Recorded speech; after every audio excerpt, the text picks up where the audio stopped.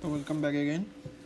তো আজকে যেটা দেখবো আমরা সেটা হচ্ছে স্পিড গভর্নিং সিস্টেম, কী করে একটা স্পিড গভর্নিং সিস্টেম কাজ করে, এবং তারপর আমরা দেখবো কী করে স্পিড গভর্নিং সিস্টেম সেটাকে হচ্ছে মডেলিং করা যায়। তো সবার ফার্স্টে যে ডায়াগ্রামটা দেখা যাচ্ছে সেটা হচ্ছে টারবাইন স্পিড গভর্নিং সিস্টেমের। তো মেনলি কী কী জিনিস থাকে সেটাই আমরা এখানে ফার্স্টে দেখবো। সো সবার প্রথমে যে মেন পার্টটা সবার প্রথমে আমাদের চোখে আসে সেটা হচ্ছে স্পিড গভর্নার। স্পিড গভর্নারটাকে এই টোটাল সিস্টেমের হার্ট বলা যেতে পারে। ঠিক আছে, এটা একটা fly ball type speed governor. তো এটা কী করে না, এটা হচ্ছে চেঞ্জ ইন ফ্রিকোয়েন্সি আর চেঞ্জ ইন স্পিড সেটা ডিটেক্ট করে। তো এখন যদি স্পিডের মধ্যে কোনো চেঞ্জ হয়, মনে করি যে আমার স্পিডটা ইনক্রিজ করে যাচ্ছে, তো তাহলে কী হবে, এই যে বলগুলো আছে বা ফ্রিকোয়েন্সি ইনক্রিজ করছে, তো যে বলগুলো আছে সেগুলো স্পিড যদি ইনক্রিজ করে তো সেটা বাইরের দিকে সরে যাবে, এবং যখন এটা বাইরের দিকে সরে যাবে তখন যে বি পয়েন্টটা আছে এই বি পয়েন্টটা তখন কী হবে, নিচের দিকে নেমে যাবে। ঠিক আছে, মানে মোটামুটি যেটার কাজ হচ্ছে বি পয়েন্টটার সাথেই এর রিলেটেড টোটালি। তো উল্টাভাবে যদি বলি, মনে করি যদি এখন স্পিড কমে যাচ্ছে তখন তাহলে কী হবে, এই বল একটু কাছে চলে আসবে, কাছে চলে আসার জন্য কী হবে, এটা তখন উপর দিকে উঠে যাবে, মানে রিভার্স কেস বলা যেতে পারে। মানে স্পিড বাড়লে এটা বাইরে যাবে এবং স্পিড কমলে এটা ভিতর দিকে ঢুকে আসবে। তো এটা হলো আমাদের প্রথম পার্ট, যেটা সেটা হলো গিয়ে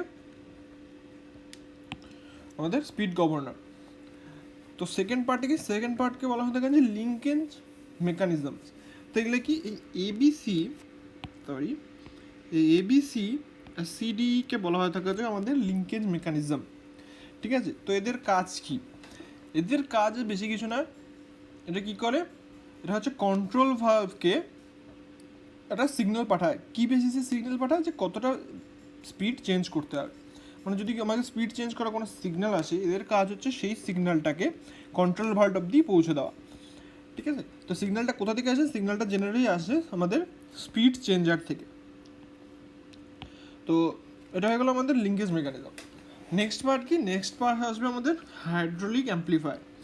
ঠিক আছে, তো এখন কি হয়, যে এই যে লিঙ্কেজ মেকানিজমের থ্রু যে সিগন্যালটা যাচ্ছে সেটা প্রচুর উইক হয়। উইক সিগন্যাল মানে এটা খুব একটা স্ট্রং নয়, কিন্তু এখানে যে স্টিমটা আসছে সেই স্টিমটা হচ্ছে হাই প্রেশার। তো এখন এই যে ভাল্বটা, তো এই ভাল্বটাকে তো সেই প্রেশারটা হ্যান্ডেল করার মতো ক্যাপেবল থাকতে হবে, এবং এই ভাল্বটা কী দিয়ে মেনটেন হচ্ছে না, মেইন পিস্টন দিয়ে। তাহলে আমাকে কী করতে হবে, মেইন পিস্টনকে আমাকে ঠিক সেম পরিমাণ প্রেশার দিয়েই আপ ডাউন করতে হবে, নইলে কী হবে, নইলে এটা কখনো কাজই করতে পারবে।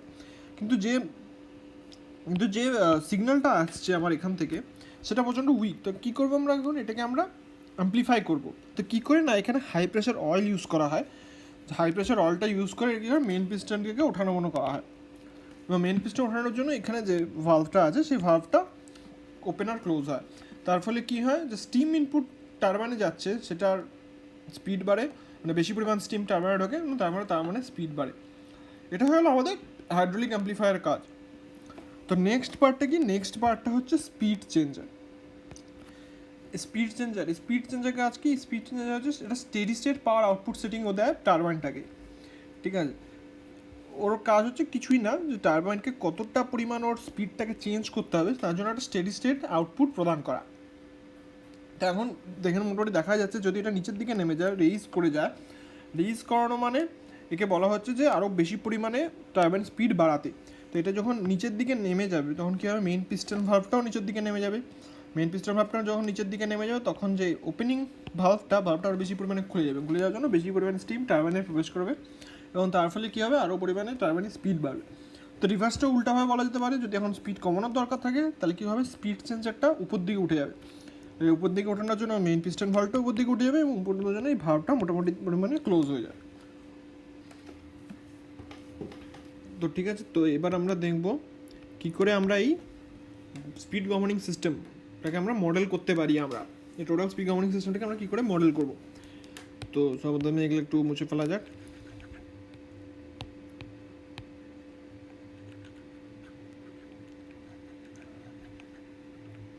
ঠিক আছে, তখন দেখা যাক সর্বপ্রথম আমরা কি ডিসাইড করব না, যে আমরা এখানে ভেবে নেব যে এটা একটা স্টেডি স্টেট কন্ডিশনে অপারেশন করছে।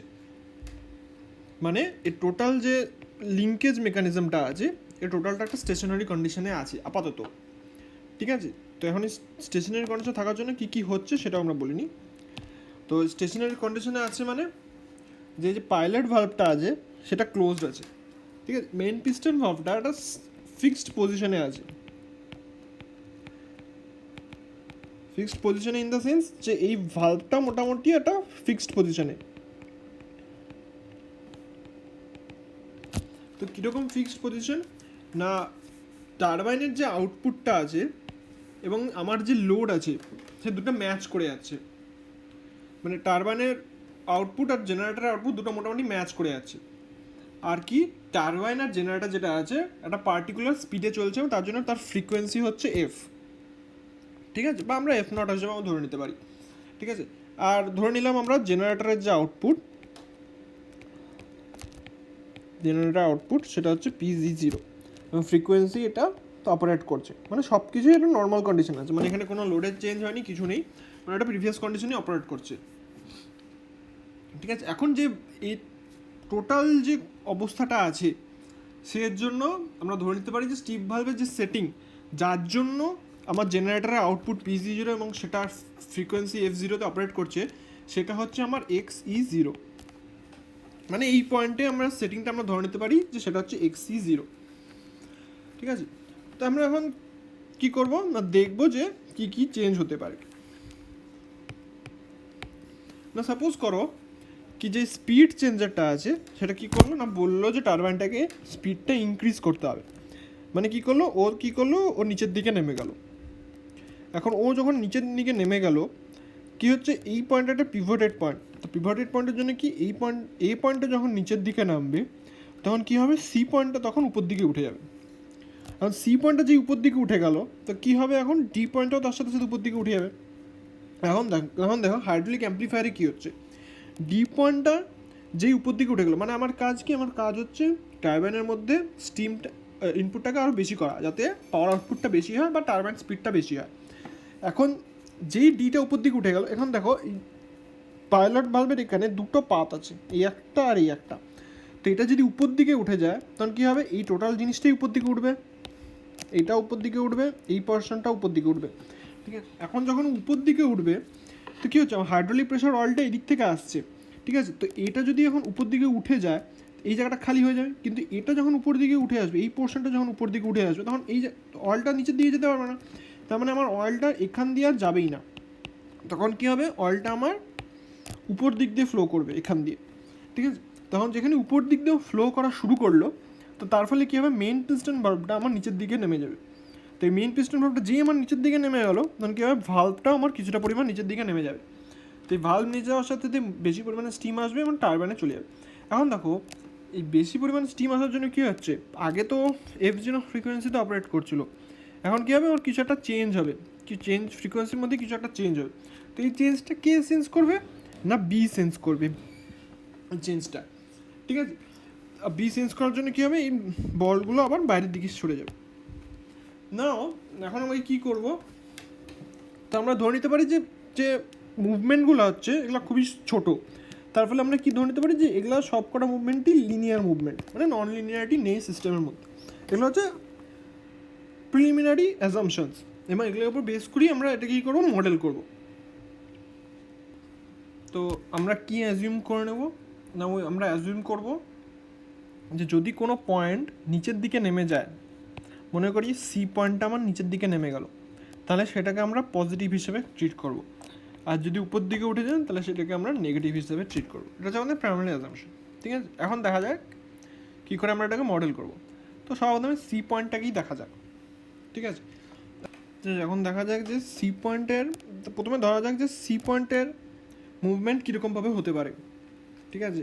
তো এখন দেখো যে যদি এখন ফ্রিকোয়েন্সি মনে করো ডেল এফ আমার চেঞ্জ হলো তাহলে কী হবে ফ্লাইবলটা কী হবে বাইরের দিকে বেরিয়ে যাবে, ফ্লাইবলটা যেই আমার বাইরের দিকে বেরিয়ে গেল তখন কী হবে XB পয়েন্টটা নিচের দিকে নেমে যাবে। ওখানে কি এই XB পয়েন্টটা কি এই পয়েন্টটা হচ্ছে পিভটেড পয়েন্ট, মানে এটা যে জয়েন করা, তো যখন নিচের দিকে নেমে যাবে তখন এই হোল জয়েন্টটাই নিচের দিকে নেমে যাবে, তাহলে কী হবে যে XCটা নিচের দিকে নেমে গেলো, মানে সি পয়েন্টটা নিচের দিকে নেমে গেল, তাহলে কি না তার কন্ট্রিবিউশনটা কী হলো না পজিটিভ, ঠিক আছে। তো আরেকভাবে কীভাবে সি পয়েন্টটা চেঞ্জ হতে পারে, মনে করি এখন স্পিড চেঞ্জার, এখন স্পিড চেঞ্জারটা মনে করো মানে দরকার আমার টারবাইন স্পিডটাকে ইনক্রিজ করা, তাহলে কী হবে, স্পিড চেঞ্জারটা নিচের দিকে নেমে যাবে, মানে ও সিগন্যাল দেবে স্পিড ইনপুট স্টিম ইনপুটটাকে ইনক্রিজ করানোর জন্য।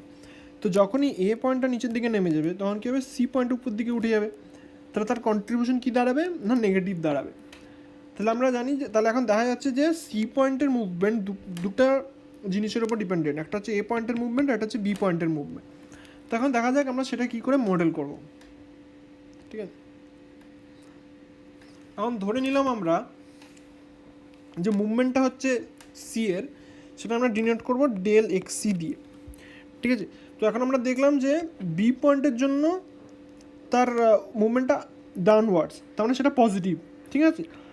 তো এখন বি পয়েন্টের আমরা মুভমেন্টটাকে আমাকে এখানে লিখতে হবে, কিন্তু এখন ব্যাপারটা হচ্ছে বি পয়েন্টের মুভমেন্টটা কী জন্য হচ্ছে না, হচ্ছে সেটা চেঞ্জ ইন ফ্রিকোয়েন্সির জন্য, মানে বি পয়েন্টটা তখনই মুভ করবে যখন চেঞ্জ ইন ফ্রিকোয়েন্সি হবে, মানে এটা কি একটা প্রপোর্শনালি সিগন্যাল দেবে, ঠিক আছে। তো আমরা সেটাকে লিখতে পারি কি কে ওয়ান ইন্টু ডেল এফ, মানে ডেল এফের জন্য সিগন্যাল দিচ্ছে কী প্রপোর্শনালি না কে ওয়ান প্রপোর্শনালও সিগন্যাল দিচ্ছে, ঠিক আছে। এখন এই পয়েন্টের জন্য দেখা যাক, এই পয়েন্টের জন্য কী হবে, এ পয়েন্টের জন্য এটা উপর দিকে উঠে যাবে, তার মানে কি এটার কন্ট্রিবিউশন থাকবে নেগেটিভ। তা এখন এ পয়েন্টের চেঞ্জ কী জন্য হচ্ছে, চেঞ্জ হচ্ছে কারণ ওর পাওয়ার জেনারেশনে ওর চেঞ্জ হচ্ছে, সেই জন্য স্পিড চেঞ্জার নিচে লোয়ার হচ্ছে এবং সেজন্য সিটা আপওয়ার্ড মুভমেন্ট। তাহলে স্পিড চেঞ্জারটা কী করবে না চেঞ্জ ইন পাওয়ারের প্রপোর্শনালি একটা সিগন্যাল দেবে। তো সেটা আমরা কী করে লিখতে পারি না মাইনাস কে টু ডেল পিসি, এটা হয়ে গেলো আমার এক্সির মুভমেন্ট, মানে সি পয়েন্টের মুভমেন্টটাকে আমরা এভাবে লিখতে পারি, ঠিক আছে। তখন কে ওয়ান প্রশ্ন আসবে যে কে ওয়ান এবং কে টু কী এবং তা কিসের উপর ডিপেন্ড করে। তো generally K one and K two যেটা আছে সেটা হচ্ছে লিঙ্কেজ আর্মের উপর ডিপেন্ড করে। তাহলে কে ওয়ান জেনারেলি ডিপেন্ড করবে লিঙ্কেজ আর্মের লেন্থ বিসি এবং কে টু ডিপেন্ড করবে এ বির লেন্থের উপর। তো এগুলোকে আমরা প্রপোর্শনাল কনস্ট্যান্টও বলতে পারবো, এটাকে আমরা গভর্নরের স্পিড গভর্নরের প্রপোর্শনাল কনস্ট্যান্ট, আর এটাকে আমরা স্পিড চেঞ্জারের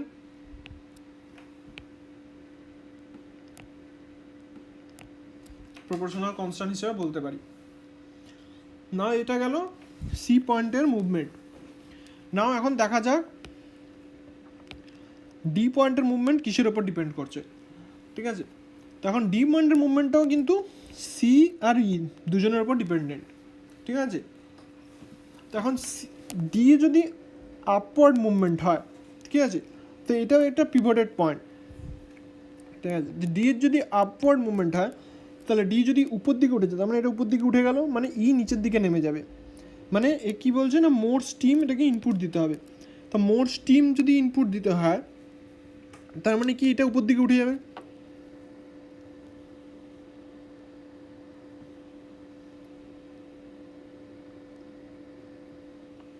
ঠিক আছে।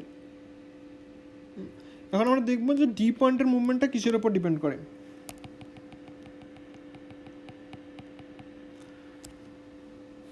তখন আমরা দেখবো যে ডি পয়েন্টের মুভমেন্টটা কিসের ওপর ডিপেন্ডেন্ট করে। তো এখন দেখা যাবে যে ডি পয়েন্টের মুভমেন্টটা ডিপেন্ড করা হচ্ছে ই আর সি দুটারই ওপর। কারণ কী হয়, ডি পয়েন্ট যখন আপওয়ার্ড মুভমেন্ট হয় তখন ই পয়েন্টের কী হয়, ই পয়েন্টটা তোমার নিচের দিকে নেমে যায়, এবং সিমিলারলি সি পয়েন্টটাও আমার নিচের দিকে নেমে যায়। তাহলে আমরা কী বলতে পারি, ডি যখন উপর দিকে নাম যাচ্ছে তখন সি এরই দুটোই নিচের দিকে নাম, মানে এদের কন্ট্রিবিউশনটা আমরা পজিটিভ ধরতে পারি। তখন দেখা যাক আমরা সেটা কী করে লিখবো। তো চেঞ্জ ইন এক্স ডি মানে ডি এর পজিশনটা কীরকমভাবে চেঞ্জ হচ্ছে, ঠিক আছে। তাহলে এটা চেঞ্জ হচ্ছে K three into change in এক্সির জন্য plus K four M change in এক্সির জন্য। পজিটিভ কেন, কারণ দুটাই নিচের দিকে নেমে যাচ্ছে, আর আমরা অলরেডি অ্যাজিউম করে নিচ্ছি যে নিচের দিকে মুভমেন্টটা আমরা পজিটিভ হিসেবে ট্রিট করবো। তাহলে আমার change in X D equal to K three xi plus K four xi দাঁড়াবে। সিমিলারলি কে থ্রি এবং কে ফোর কিসের উপর ডিপেন্ড করবে, এবং এই দুটোই ডিপেন্ড করবে লিঙ্কেজ আর্মের লেন্থের ওপর। লিঙ্কেজ আর্ম সিডি আর ডি দুটো লিঙ্কেজ আর্মের লেন্থের ওপর কে থ্রি এবং কে ফোর ডিপেন্ডেন্ট করবে, ঠিক আছে। তো এখন কী হচ্ছে না, এখন এক্সিটাকে আমরা দেখবো এক্সি কী করে চেঞ্জ হচ্ছে।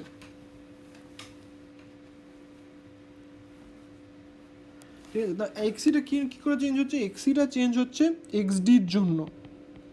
ঠিক আছে, আমরা এখন কি করব, যে পরিমাণ হাই প্রেশার অয়েলটা ভিতর দিকে হাইড্রোলিক অ্যাম্প্লিফায়ার প্রবেশ করছে সেটা হচ্ছে প্রপোর্শনাল টু এক্সডি। এটাকে আমরা ট্রিট করবো, এই হিসাবে আমরা ট্রিট করব। ঠিক আছে, তাহলে ডেল এক্সি কী দাঁড়ালো, যেহেতু এটা আপওয়ার্ড মুভমেন্ট হচ্ছে এই এর ডাউনওয়ার্ড মুভমেন্টের জন্য, তাহলে এটার কন্ট্রিবিউশনটা কী আসবে না, নেগেটিভ আসবে। ঠিক আছে, তাহলে এটা দাঁড়ালো আমার -K5। না, এখন প্রশ্নটা হচ্ছে এটাকে আমরা কী করে মডেল করবো, কারণ এটা তো লিনিয়ার নয়। তখন আমরা এটা কী করব, তখন কোশ্চেন হচ্ছে এটাকে আমরা কী করে লিখবো। তাহলে আমরা কী করবো, এটাকে ছোটো ছোটো পার্টে নিব, ছোটো ছোটো পার্টে নিয়ে সেটাকে টাইম বেসিসে টোটাল ইন্টিগ্রেট করলেই আমরা এক্সির ভ্যালুটা পেয়ে যাবো, চেঞ্জ ইন এক্সিটা পেয়ে যাবো। মানে এক্সডি টাইম বেসিসে ঠিক কতটা পরিমাণ চেঞ্জ হচ্ছে সেটা টোটালটাই হচ্ছে আমাদের চেঞ্জ ইন এক্সি। তাহলে এটাকে আমরা লিখতে পারি 0 to t XD change in XD DT. ঠিক আছে, লাইক আবার সেই কোশ্চেন আসবে যে K5টা কিসের উপর ডিপেন্ড করবে। তো এই K5টা ডিপেন্ড করবে হচ্ছে হাইড্রোলিক ফ্লুইড প্রেশারের উপর, এবং যে পরিমাণ সিলিন্ডার ইউজ করা হচ্ছে তার উপরও K5টা আমার ডিপেন্ড করবে। ঠিক আছে, তো এটা হয়ে গেল আমাদের ইকুয়েশন। তো আমরা ইকুয়েশনগুলো নাম্বার দিয়ে দিই। এটা ইকুয়েশন 1, এটা 2, এটা 3। তখন আমরা কী করবো, সবকটা ইকুয়েশন কী আছে না, টাইম ডোমেনে আছে। তো এটাকে আমরা এখন কী করবো, ল্যাপ্লাস করে আমরা এস ডোমেনে কনভার্ট করবো। তখন যদি ল্যাপ্লাস ডোমেনে লিখি তাহলে সে ইকুয়েশনগুলো দাঁড়াবে c = K1 del Fs minus K2 del PCS then XDS then to K3 del XCS plus K4 del ACS আর এটা কি না del in XC by S। তো যে ইন্টিগ্রেশনটা আছে তাহলে সেটার ল্যাপ্লাস ডোমেন করলে বাই এস চলে আসবে, তাহলে -K5/S ইন্টু XDS। ঠিক আছে, এটা দাঁড়ালো আমার 4, 5, 6। এখন আমরা কি করব, XDর জায়গায় আমরা এই ইকুয়েশনটাই পুট করব, এবং XDতে এক্সির জায়গায় আমরা এই ইকুয়েশনটা পুট করবো এবং এটাকে সলভ করবো। সলভ করে দেখবো যে আমরা কী পাই। তো সলভ করা যাক। তাহলে ইকুয়েশন ছিল del XCS minus K5/S into XDS।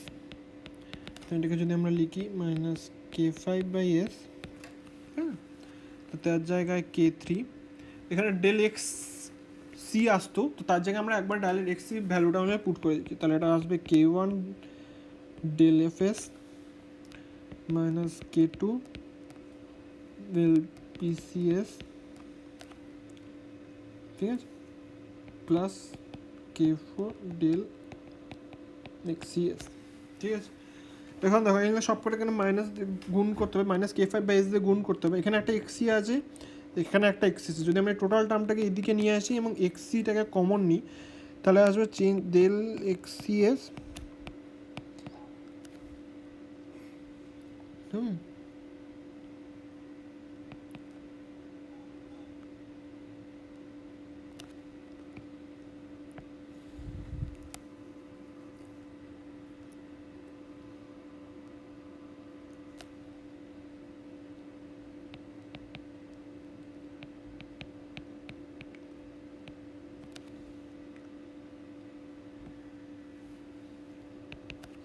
তো এখন যদি আমরা এটা মাল্টিপ্লাই করে দিই তাহলে আসবে K3 K5 K1 plus K2 K3 K5 del PCS divided by total S। and নাও কি আসবে, এখন দেখো এখানে S plus S plus S, তো এই এসটা এটার সাথে গুণ হবে, এখানে কাটাকাটি চলে যাবে, তাহলে টোটাল দাঁড়াবে তাহলে এখানে plus K2 K3 K5 del PCS minus K3 k5 k1 fs divided by s plus k4 by k5, ঠিক আছে। কারণ k5 যদি আমি কমন নিই তাহলে k5 কেটে যাবে, তাহলে এখানে k2 k3 del PCS minus k3 k1 del fs divided by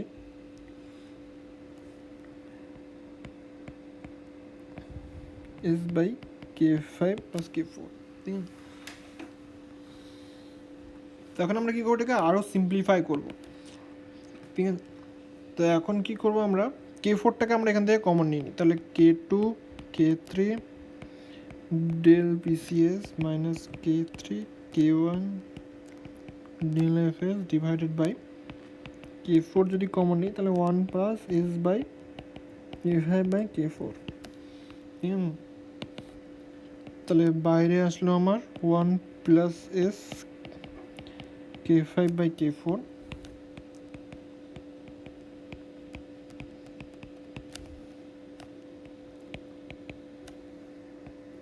two. এখন কী হচ্ছে, এখানে কী হবে, k3 k2 বাই k4 আসবে, ঠিক আছে। তো এটাকে আমরা কী করে লিখতে পারি না, k3 k2 into 1 by k2 into k1 by k4 del FS, ঠিক আছে। এখন যদি আমরা সিম্পলিফাই করি তাহলে এটা কী দাঁড়াবে, তাহলে এখন এখান থেকে আমরা k2 k3 এটাকে কমন নিতে পারি, তাহলে k2 k3 যদি আমরা কমন নিই তাহলে k2 k3 1 by s by k5 k4 del PCS, ঠিক আছে, মাইনাস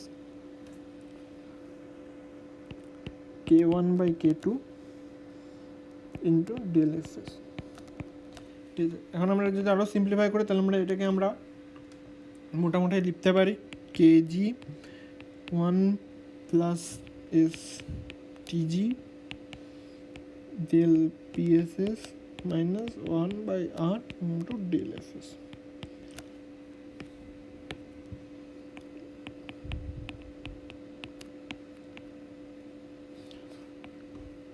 তার মানে আমরা দেখতে পাচ্ছি যে চেঞ্জ ইন যে এক্সি মানে মেন পিস্টন ভালভের জন্য যে চেঞ্জটা হবে সেটা কিসের ওপর ডিপেন্ড করবে, চেঞ্জ ইন পিসি মানে কতটা আমাকে পাওয়ার আউটপুট চেঞ্জ করতে হবে এবং কতটা পরিমাণ আমার ফ্রিকোয়েন্সি চেঞ্জ করতে হবে, দুটোর ওপর ডিপেন্ডেন্ট করবে। তাহলে এখানে আমরা কী কী দেখতে পেলাম, এখানে দেখতে পেলাম আমাদের কাছে আর, তাহলে আরটা কী দাঁড়ালো, আরটা দাঁড়ালো আমাদের k2 বাই k1। তো এটাকে আমরা কী বলতে পারি, এটাকে বলা হয় থাকে speed regulation of the governor,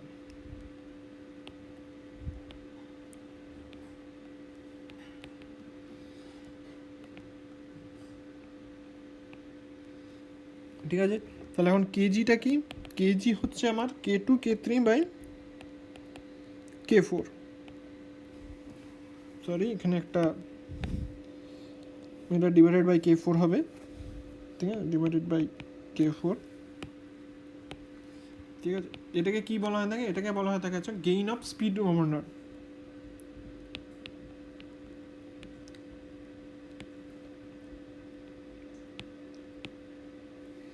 ঠিক আছে। তার যেটা রইলো সেটা হচ্ছে টিজি, টিজিটা কি, টিজিটাকে বলা হয় থাকে 1 বাই k4 বাই k5, মানে এটাকে বলা থাকে time constant of speed governor,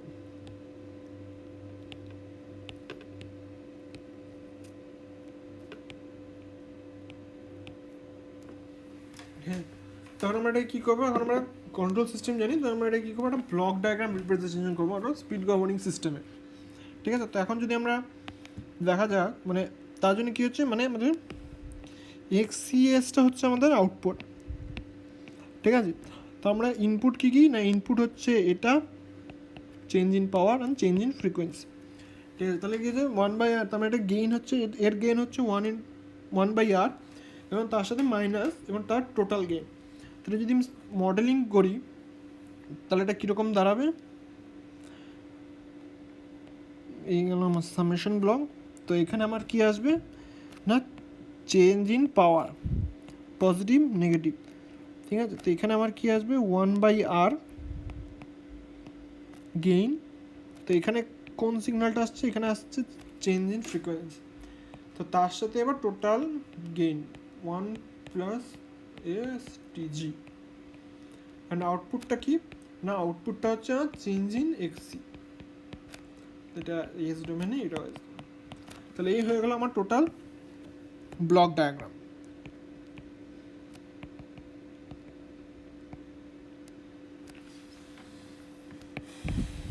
তো আশা করি এই পার্টটা ভালো মতনই বোঝা গেছে। তো নেক্সট দিন আমরা দেখবো কী করে আমরা গভর্নর জেনারেটর লোড মডেল আমরা কী করে করতে পারি, এবং তারপর আমরা কিছু অঙ্ক দেখব। যদি পছন্দ হয়ে থাকে তাহলে লাইক করো, শেয়ার অ্যান্ড সাবস্ক্রাইব।